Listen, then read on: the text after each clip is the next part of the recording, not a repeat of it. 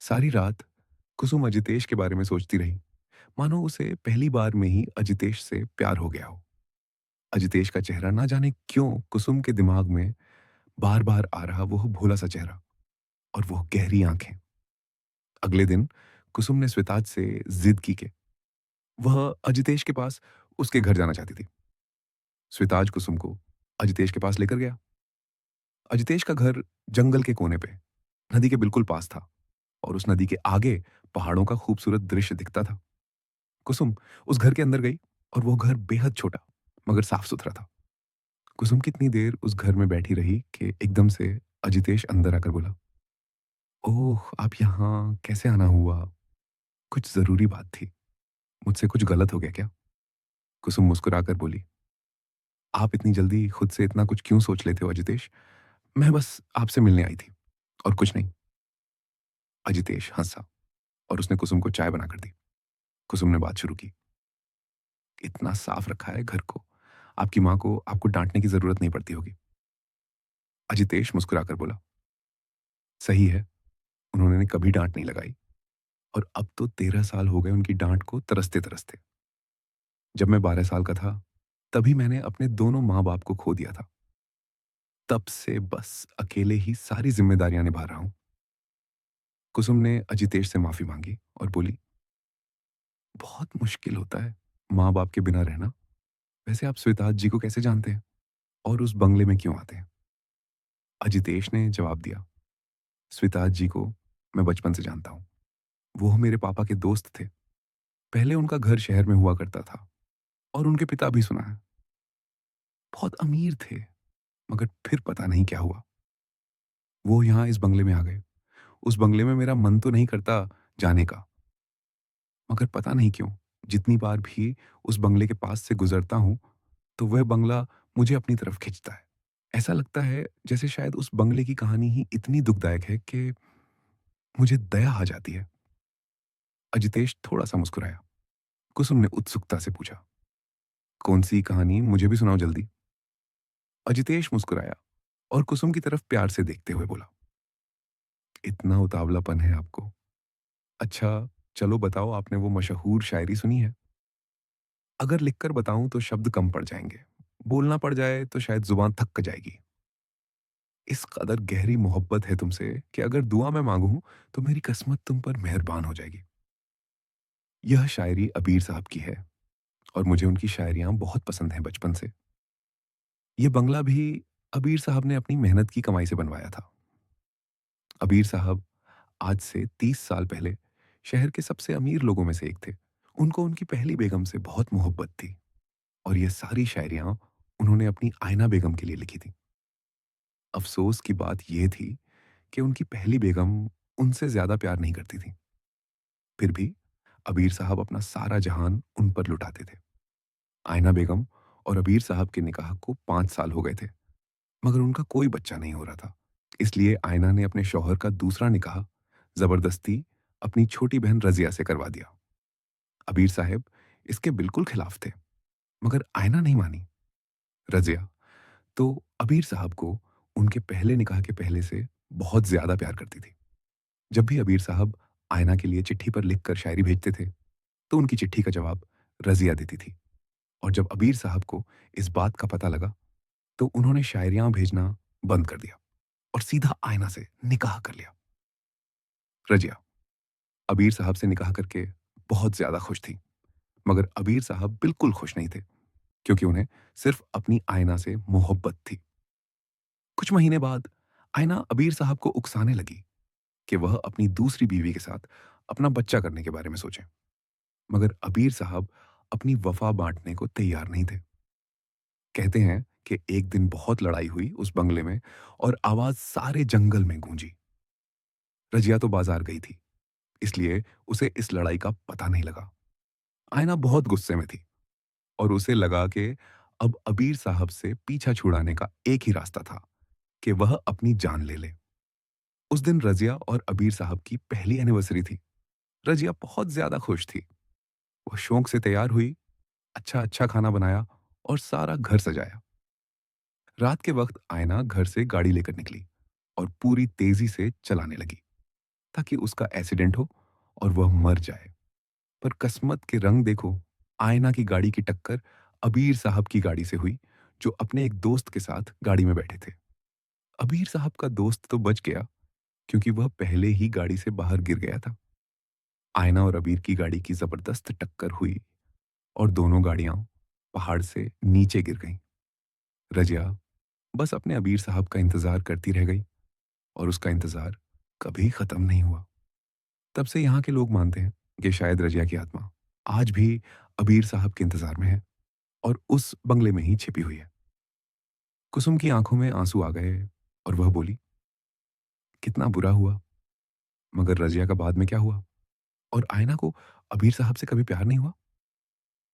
अजितेश बोला, नहीं, आयना को तो कभी अबीर साहब से प्यार नहीं हुआ, मगर अबीर साहब का प्यार इतना सच्चा था कि उनकी और आयना की जान इकट्ठे निकली एक ही पल, एक ही जगह। मैंने लोगों से सुना था कि रजिया अबीर साहब की यादों के साथ तड़प तड़प कर मरी थी, क्योंकि वह बहुत बीमार पड़ चुकी थी। कुसुम को यह कहानी सुनकर बहुत बुरा लगा। वो घर गई और उन तीनों की तस्वीर की तरफ देखकर काफी देर सोच में पड़ी रही। तभी पीछे से स्विताज आया और बोला, क्या बात है, इनकी कहानी पता लग गई क्या? कुसुम ने स्विताज की तरफ देखा और हाँ में जवाब दिया। स्विताज बोला, मेरे पिताजी उस रात अबीर अंकल के साथ बैठे थे और वह किस्मत से उस रात बच गए। मेरे पिताजी ने बताया था मुझे कि आखिरी वक्त अबीर साहब रजिया से यही कहकर आए थे कि रजिया, मेरा इंतजार करना, मैं जल्दी आऊंगा। मगर वह कभी वापस नहीं आए। रजिया बेगम अबीर साहब के जाने के बाद बहुत दुखी हो गई और खराब तबीयत के चलते उनका देहांत हो गया। जिस कमरे में तुम पहले दिन ठहरी थी, वही कमरा रजिया बेगम और अबीर साहब का था। मेरे पिताजी ये बंगला खाली होने के बाद यहाँ रहने लगे और फिर मैं भी यहीं बस गया। हमारा कारोबार शहर में मेरा छोटा भाई चलाता है। कुसुम हैरान थी और रात को इस कहानी के बारे में सोचती सोचती सो गई। अगले दिन कुसुम फिर अजितेश से मिलने गई और उसने अजितेश से जिद की कि वह उस नदी में घूमना चाहती थी जो अजितेश के घर के पास थी। अजितेश मान गया और उसने बड़े प्यार से कुसुम को नाव पे बैठा के नदी में घुमाया। कुसुम ने अजितेश के साथ कितनी बातें की, अजितेश सब बातें मुस्कुराते हुए सुनता रहा। कुसुम का अजितेश के साथ एक अलग सा लगाव होने लगा, मानो उसे भी किसी से धीरे धीरे मोहब्बत हो रही हो। अजितेश कुसुम को नदी में तैरती मछलियां दिखाते हुए बोला, ये देखो कुसुम, कितनी प्यारी और सुंदर मछलियां हैं। कुसुम मुस्कुराते हुए अजितेश को बड़े प्यार से निहारते हुए बोली, सच में बहुत खूबसूरत है। दुनिया में सच में कई चीजें बहुत नायाब होती हैं। अजितेश ने कुसुम की तरफ देखा और कुसुम पहले से ही अजितेश की तरफ देख रही थी। अजितेश और कुसुम एक दूसरे की आंखों में खो गए और फिर अजितेश ने मुस्कुराकर से कुसुम को प्यार से नाव से उतरा।